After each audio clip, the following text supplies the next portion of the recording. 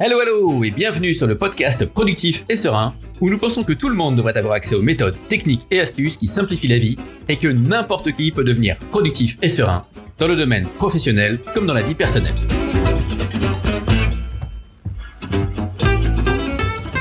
Aujourd'hui, je reçois dans Productif et Serein Fabien Muselet, chef d'agence intervention spécialisée chez Enedis. J'ai rencontré Fabien il y a plusieurs années grâce à la méthode de Getting Things Done, méthode GTD. C'est comme ça que nous sommes rencontrés. J'ai pu intervenir auprès de son équipe surtout. Et Fabien est également, et nous allons en parler dans ce podcast, champion de France par équipe de lecture rapide. Et c'est aussi formé au mind mapping et nous allons donc parler de toutes ces techniques. Eh ben donc bonjour Fabien. Bonjour Romain.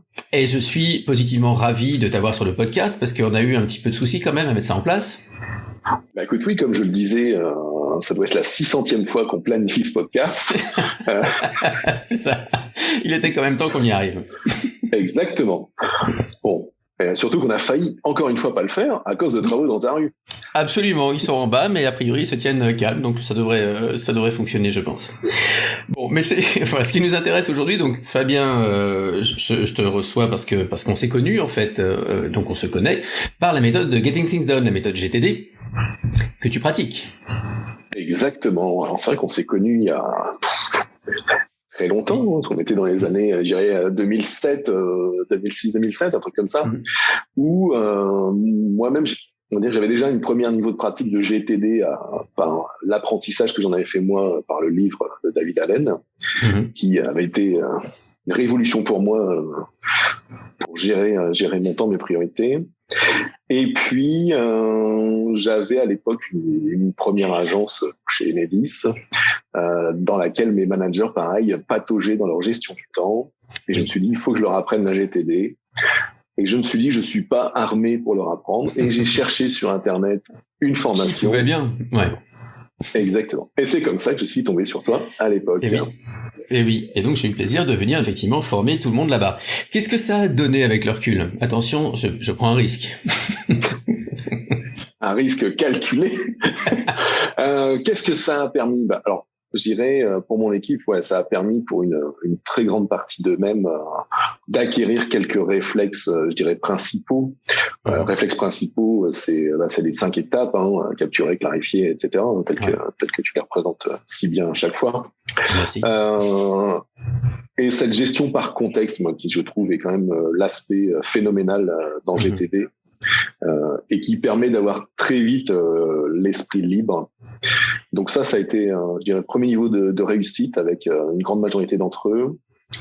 Après, pour une partie un peu plus faible, ça a été la mise en place des rituels, un petit rituel quotidien, et puis surtout la revue hebdo. Moi, j'appelle le ciment de la méthode. Absolument. Et puis après, pour moi, ça m'a permis de conforter un peu ce que je faisais. D'aller plus loin forcément, comme j'avais ce premier niveau au départ, et puis toutes les questions qu'on peut se poser au début, papier, informatique, un mix des deux, je fais tout l'un, tout l'autre, quelle application, pour finalement, malgré être un geek, je le montre pour toi, tout gérer dans un cahier, tout gérer dans un cahier, D'accord. Tout gérer dans un cahier où j'ai mes pages par contexte à la fin du cahier. Ok. Voilà. Ça marche. Et est-ce que tu as remarqué... Donc finalement, ça a été bien productif pour tout le monde et bien intéressant et un paquet l'ont gardé. Ouais. Bon, ça va. Je suis rassuré. Est-ce que on dit souvent quand les gens travaillent en équipe qui sont formés à la méthode GTD que ça leur donne aussi un vocabulaire commun. T'as remarqué ça toi ou pas forcément ?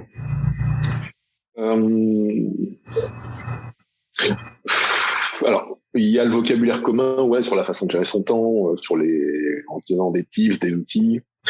Et en particulier, quand tu sens que ton collègue a un coup de mou, tu lui dis, ta dernière revue hebdo, c'était quand ? Ouais.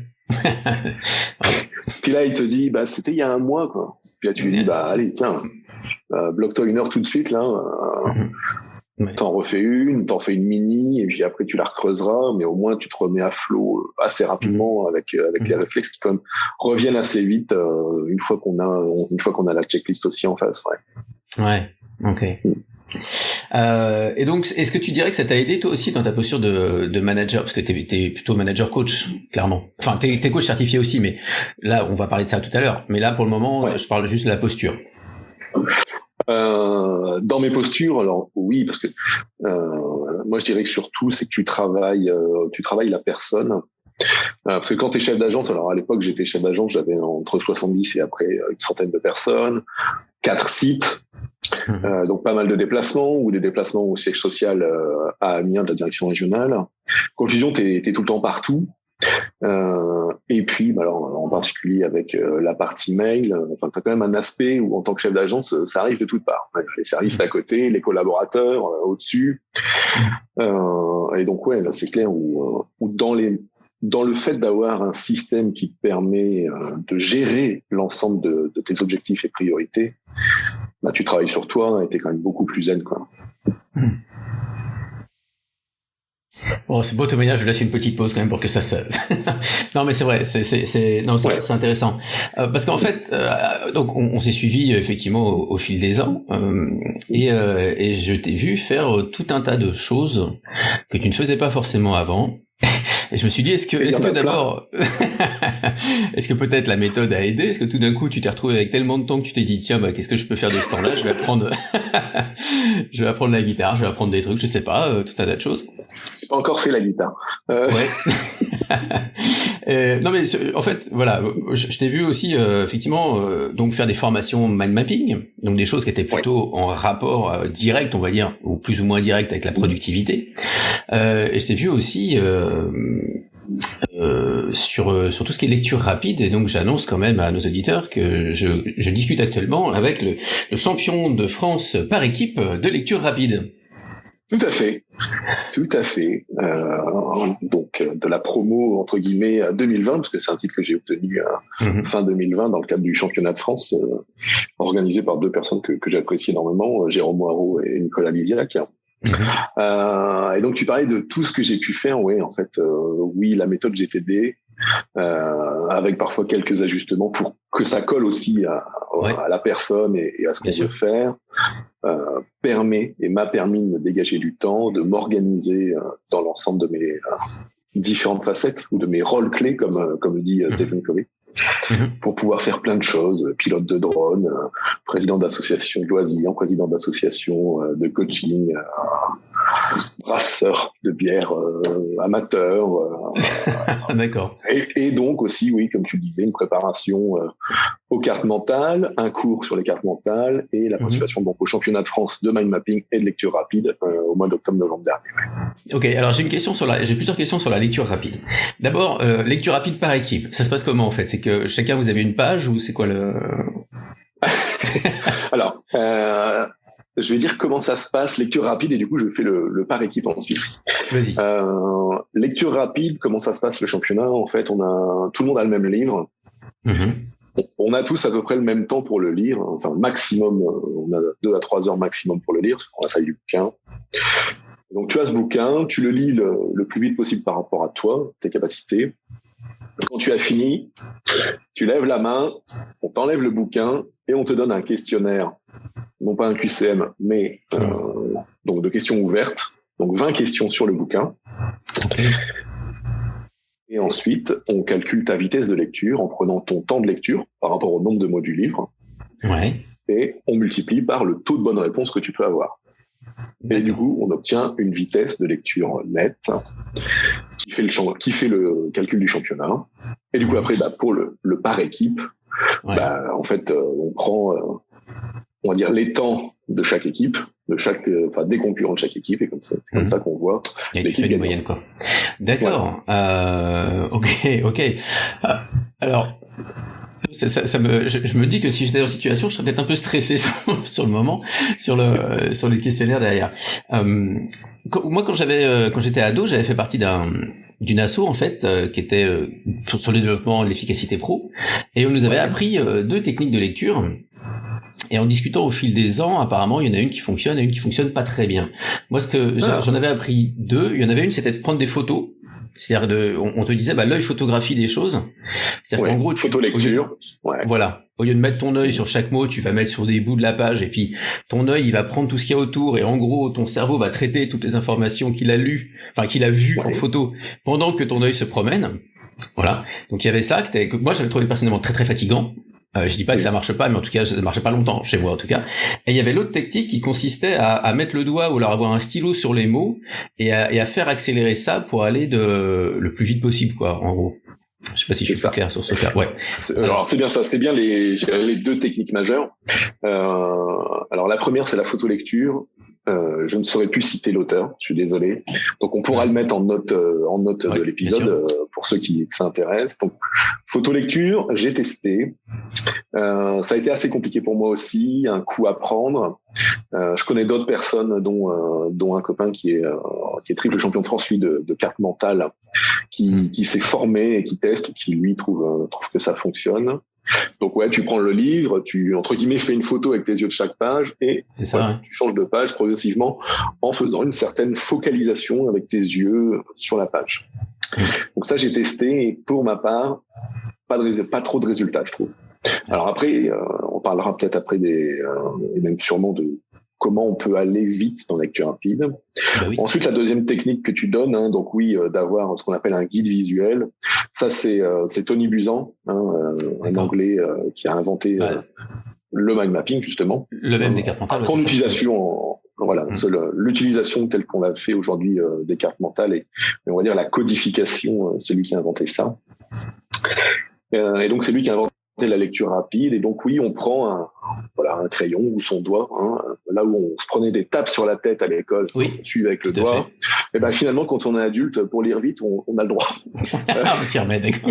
C'est ça. On a le droit de s'y remettre. Et là, il y a personne qui nous tape sur la tête.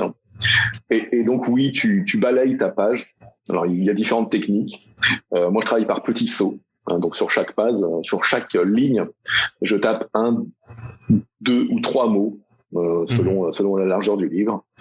Et voilà. Et en cadencement, on y va, on descend, hop, on change de page et on avance. Tac. Voilà. Donc il y a pas mal de techniques pour s'entraîner. Alors il y en a d'autres qui font une espèce de Z sur la page, une espèce de S, ou qui avec 2 doigts glissent sur le long de la page. Donc après, je dirais que c'est toujours pareil. Au-delà de la technique, il y a chacun qui trouve les petits hacks pour que ça fonctionne pour lui. D'accord, mais ça c'est le principe du guidage, c'est ça que tu disais, t'appelais ça comme ça. Ouais, voilà, le principe du guide visuel qui permet en fait de concentrer ton œil à suivre le guide, et du coup c'est ta main avec le guide qui donne le tempo de la vitesse. Okay, c'est pour éviter que l'œil se balade partout parce qu'il aime bien se balader partout, c'est ça ou ça le... Exactement, ouais. Oui, parce qu'en fait pour lire vite, il y a plusieurs choses à réussir à s'enlever de la tête. Déjà, c'est pas de retour en arrière. Il y a souvent, quand on prend un livre, quand on commence à lire, hop, on avance, et puis on se dit, tiens, qu'est-ce que je viens de lire? On revient en arrière, on recommence, hop, on revient en arrière, tiens, le mot d'avant. Et en fait, c'est déjà ça la première chose, c'est de se faire confiance et d'avancer. Pas de retour en arrière. Donc c'est là où, forcément, si ton œil suit le guide et que le guide continue d'avancer, pas de retour en arrière. Et donc tu forces en fait un peu le couple, je dirais, du cerveau conscient et inconscient à travailler de concert et à avancer. Ça t'a pris combien de temps, toi? D'abord, c'est quoi une vitesse de lecture rapide honorable par rapport au Kidam? Alors, je dirais le Kidam qui lit très vite va être à 250-300 mots par minute.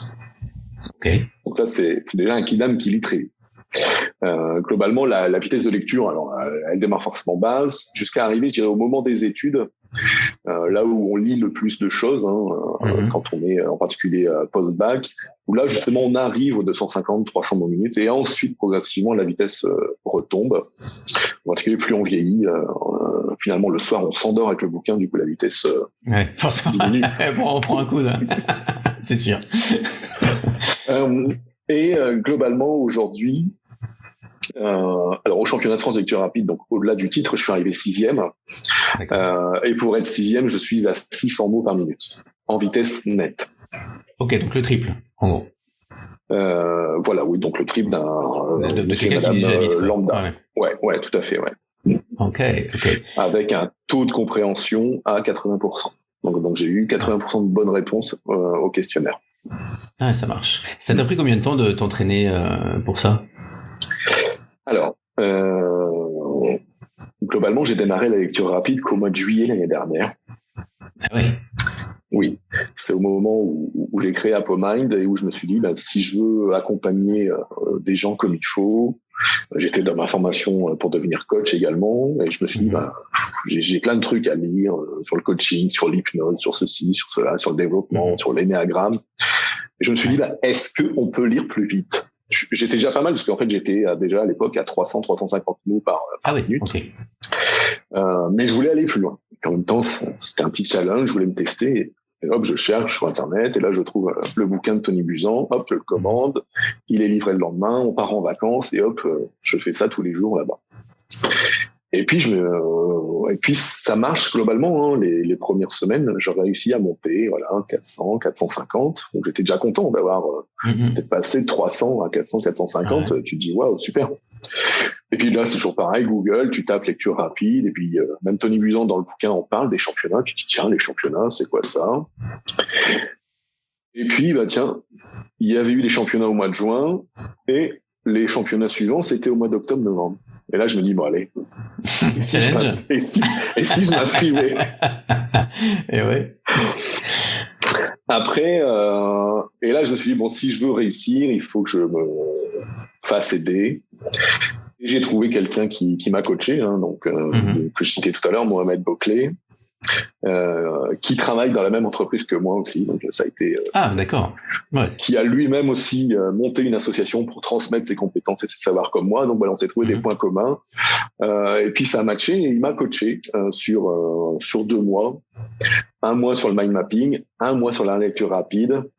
Et à la fin de ce mois où on a fait une séance toutes les semaines, plus alors, de l'entraînement de sportif de haut niveau qu'il m'a asséné, des yeux, quoi. Ouais. Voilà, 2 bouquins par semaine, etc., des questionnaires.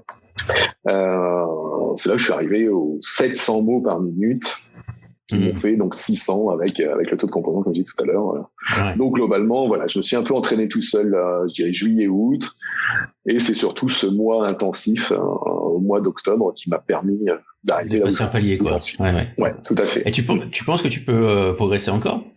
Enfin, on peut toujours progresser, mais comme on dit, Ouais, tout à fait, on peut encore progresser, parce que en fait, le premier au championnat de France au mois de novembre a fini avec une vitesse de 1500 mots par minute.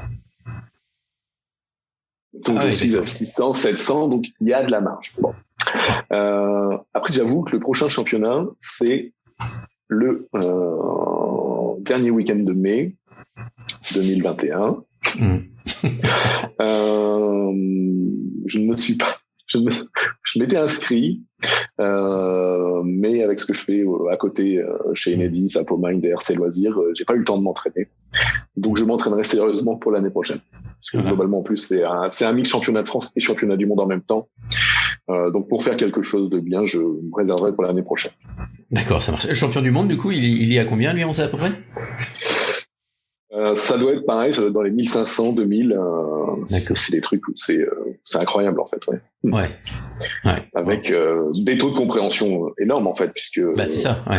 La personne, si elle lit très vite et qu'elle fait 2000 mots par minute, mais qu'elle comprend que 50%, elle comprend rien, ce qu'elle lit, tu tombes à 1000, c'est déjà pas mal, mais comme tu dis, ça sert à rien après. Parce que au-delà de l'aspect sport, entre guillemets, du championnat, il y a surtout qu'est-ce qu'on en tire, en fait. Et c'est là où après, parfois, il y a les premières croyances qu'on peut avoir avec la lecture rapide, c'est on lit vite, mais on comprend rien. On lit vite, on n'apprend rien, on retient rien. C'est là où finalement on y arrive. Je peux vous assurer qu'on y arrive. Ouais. Le seul frein à la lecture rapide, c'est la confiance que l'on peut se donner à son cerveau. Ok. Ok. Est-ce que j'arriverai à faire la croyance limitante de toute façon, si je vais trop vite, j'y arriverai pas, quoi. C'est ça. Pas capable de comprendre. Si je vais trop vite, je vais rien comprendre. Lire vite, c'est pas possible. On peut pas lire vite et comprendre. Lire vite avec un stylet, c'est n'importe quoi. Voilà. En fait, c'est nos croyances limitantes qui nous freinent. Ok. Je sens que j'ai un challenge qui pousse en moi, là, à t'écouter. Je suis en train de dire, peut-être bien. J'ai vu les yeux qui pétillaient, ouais. Je me dis, ça peut être intéressant. Parce que je vois la masse de bouquins que j'ai encore à lire et puis de choses que j'ai envie de lire surtout. Et je me dis, ça pourrait quand même, ça pourrait m'aider pas mal. Mind mapping, maintenant. Ça ressemble à quoi, un concours de mind mapping? Vous faites quoi? Alors, ça ressemble à quoi? Un concours de mind mapping, il y a plusieurs épreuves. Alors, je dirais, le championnat qu'on a fait au mois de novembre était du coup en ligne. On a eu 3 épreuves. La première, c'est une épreuve de discours, dans lequel tu as un discours de 20 minutes d'une personne sur un thème, un peu façon TEDx. Ouais. Et ensuite, tu as 20 minutes pour rendre la mind map du discours. Ah oui, mais c'est-à-dire que tu peux pas faire ta mind map pendant le discours. Alors, tu peux. Et il faut. Et il faut parce que... C'est plutôt mieux. Oui, c'est ça. Sinon, tu n'as pas le temps. Donc voilà, donc ça c'est la première épreuve. La deuxième épreuve, on a eu un thème imposé. Donc là, on nous a donné un thème à 10h et à midi, il fallait rendre une mind map sur ça. Donc le thème au mois de novembre, c'était la bienveillance. Et on a eu une troisième épreuve qui, elle, était sur la créativité. Et donc là, on avait, dans la semaine qui précédait le championnat, une carte blanche sur le thème qu'on souhaitait. Et il fallait rendre une carte. D'accord. Mais alors... Attends, redis-moi le deuxième, tu m'as dit, c'est... Thème imposé, donc c'est un thème imposé. Ouais, voilà. En fait, il s'agit quoi? Il s'agit tu fais un brainstorming, en fait, t'es en mode brainstorming sur le thème en question ou... Bah, du coup, sur le thème imposé, oui. Le thème, c'était la bienveillance. Donc, on a déjà, qu'est-ce que c'est la bienveillance? Qu'est-ce qui est la bienveillance pour toi? Voilà, donc toutes les idées qui peuvent venir. Ouais. Et puis, tu commences à en sortir tes idées majeures, qui vont être tes branches principales. Et puis, tes idées secondaires, etc. Sachant que, comment c'est noté, il y a une grille de notation. Avec des critères, une couleur par branche, des mots en majuscules et de plus en plus petits. Il faut des pictogrammes, des images, etc. Donc il y a une codification qu'il faut aussi avoir en tête, parce qu'il y a des choses où tu peux gagner des points très facilement ou en perdre très facilement si tu connais pas la grille de notation. Et c'est comme ça que on va dire la notation se fait. Et donc le classement, ouais. D'accord. Donc au-delà de l'aspect sport, tu t'en sers au quotidien du coup du mind mapping et de la lecture rapide? Ce que tu fais. Oui. Ouais, le mind mapping, je l'utilisais déjà fortement. Voilà, brainstormer sur un sujet vite fait au tableau blanc avec un collaborateur, ou pour moi sur on va dire sur un cahier, sur une feuille quand je travaille. Structurer un discours. Moi, je l'utilise énormément pour structurer mes discours, mes prises de parole en public. Mais également pour ma revue quotidienne, ma routine que je me fais chaque matin avant de lancer et de choisir mes priorités d'action du jour. Voilà, je me suis fait ma mind map. Comme ça me permet de suivre en mode robot ce que j'ai à faire et pas de me dire, tiens, est-ce que j'ai checké ça? Non, donc là, j'ai ma mind map, je suis. Et hop, c'est parti. Ouais. Donc ça, ouais, mind mapping, je l'utilise énormément. Lecture rapide aussi. En particulier, on va dire l'aspect survol rapide d'un texte, etc. Donc d'une note, d'une prescription.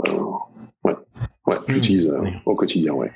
Ça marche. Donc GTD t'a permis de devenir un surhomme finalement de période de temps. Écoute, oui, Romain.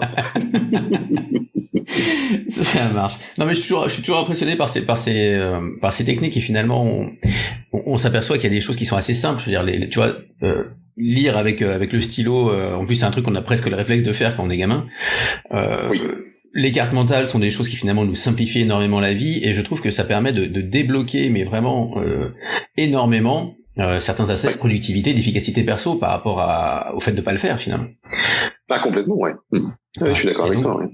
Et donc c'est vraiment très accessible, quoi. Et donc c'est ça que je trouve super séduisant là-dedans. Tu m'as parlé d'AppOmind. Pardon, excuse-moi. Vas-y. Oui. J'allais dire, on peut assez vite avoir des résultats et une utilisation dans sa vie de tous les jours, en fait, qu'elle soit au pro ou perso, et se simplifier la vie, quoi. Ben, c'est ça.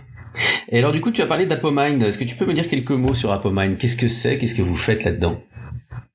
Alors, AppOmind, c'est une association de loi 1901 que j'ai montée fin juillet l'année dernière. La vocation d'AppOmind, c'est de pouvoir amener au plus grand nombre développement de soi, compétences managériales, organisation et coaching. Je suis parti du principe que des formations de développement dans l'entreprise c'était parfois compliqué d'en avoir.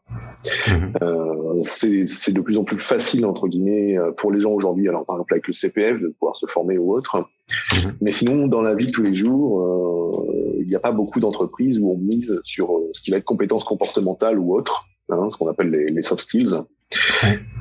Et du coup, si on veut se développer, c'est un peu débrouille-toi tout seul, prends des bouquins, trouve-toi un tuto sur YouTube. Et donc moi, mon optique avec ApoMind, c'est de pouvoir, alors, que ce soit pour moi ou d'autres coachs qui travaillent dans l'association avec moi, de pouvoir amener des choses aux gens qui n'ont pas forcément les moyens.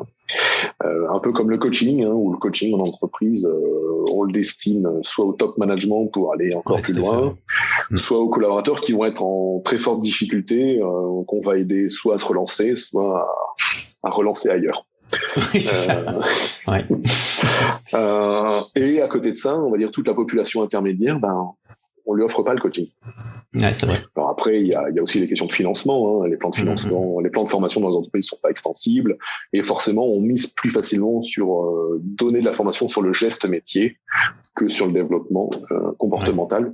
Alors qu'aujourd'hui, les services ressources humaines et les managers comme moi, quand on reçoit quelqu'un en entretien pour embaucher, c'est quelque chose qu'on regarde de plus en plus, les soft skills. Bah oui, y a tout un mouvement qui dit en gros vous pouvez embaucher surtout une attitude, enfin l'attitude au sens anglais, c'est-à-dire embaucher quelqu'un, un caractère, quelqu'un, la personne, parce que les compétences, elle pourra toujours les apprendre, quoi. Alors que changer son caractère, ça prend des années. Ouais. Tout à fait, voilà. Donc c'est ça la genèse d'ApoMind. Depuis l'année dernière, avec comme tu le disais, en parallèle cette formation et donc cette certification de coach au mois d'avril après un an de formation, Ça marche. Alors du coup, tu proposes tes services aux entreprises par l'association ou les gens viennent, où est-ce qu'on peut vous trouver, comment on peut? Alors aujourd'hui, il y a plusieurs vecteurs pour nous trouver. Il y a le site internet ApoMind, apomind.fr. Il y a la page Facebook aussi, qui permet aussi de renvoyer sur une communauté qui est animée par un community manager et moi-même, donc dans lequel on amène des publications, des tips, des vidéos, des lives. Donc aujourd'hui, c'est comme ça qu'on peut venir vers nous. D'accord. Et J'allais dire, il y a aussi mon profil LinkedIn sur lequel je publie également, un peu en copier-coller de ma page, de mon profil Facebook, histoire d'amener, comme je disais, au plus grand nombre, et d'amener en visibilité ApoMind là-dessus. D'accord. Mais du coup, tu leur apprends aussi la lecture rapide, les cartes mentales, toutes ces choses-là, ou ouais, tout à fait. Alors j'ai animé ce que j'appelle ma première masterclass, donc un accompagnement collectif, qui était sur 6 mois et qui passe sur 3 mois à partir du mois de juin cette année. Donc c'est une formation dédiée à organisation, gestion du temps, dans laquelle il y a un peu de GTD, un peu de Covey, un peu de Brian Tracy, donc d'amener des outils aux gens. Et dans lequel, carte mentale, mind mapping ou technique de mémorisation. Ça peut être super utile. Travailler le palais de la mémoire, les systèmes, chiffres, lettres, rimes, etc. Donc il y a pas mal de choses dans cette masterclass, D'accord. Alors chiffres lettres, c'est marrant parce que c'est tout un tas de choses auxquelles vraiment j'étais formé quand j'étais ado. Mais moi c'était un programme expérimental. C'était, je crois que l'asso s'appelait le Centre européen de recherche en efficacité personnelle. Donc quand tu vois le nom comme ça, tu dis waouh, ça tape et tout. Et puis j'avais fait des recherches quelques années plus tard. C'est un peu la NASA Et a priori le mec était tout seul, mais en tout cas c'était vraiment super intéressant. Et il y avait ça aussi, donc effectivement le palais de la mémoire et l'autre chose que tu citais qui a m'échappé là. Alors les différents systèmes, chiffres lettres, chiffres rimes, il y a pas mal de trucs, ou les flashcards qui marchent pas mal aussi. Mais j'avoue que moi c'est surtout le palais de la mémoire que j'apprécie de travailler. Alors chiffres lettres, tu m'arrêtes si c'est pas ça, mais de moi ce que j'en avais appris, c'était effectivement à chaque en fait l'idée c'est de pouvoir retenir des chiffres et des séries de chiffres. Enfin moi c'était ça qu'on m'avait appris, donc tu vas le corriger, c'est ça. Ouais, alors des séries de chiffres ou même des séquences de lettres, de mots, de cours. Il y a des gens qui arrivent avec chaque technique à les creuser vachement profond sur toutes les méthodes et c'est même impressionnant. Alors ça, c'est pareil, il y a aussi des championnats de France, des championnats du monde de mémorisation, mais là, je suis pas au niveau pour y aller. C'est pas tout de suite, on verra. Non, puis quand même, un truc à la fois, quoi. Enfin, enfin 3-4 à la fois, pas plus. C'est ça. Parce qu'il y a des gens qui sont capables de retenir de mémoire ces 1000 mots, quoi. Et de les ressortir dans l'ordre, quoi. Ouais, ça. Impressionnant. C'est juste énorme, quoi. C'est juste énorme. Ouais. Ok, super. Bah écoute, que souhaiterais-tu ajouter avant que je te pose la question piège que je pose à tous les gens qui font de la GTD?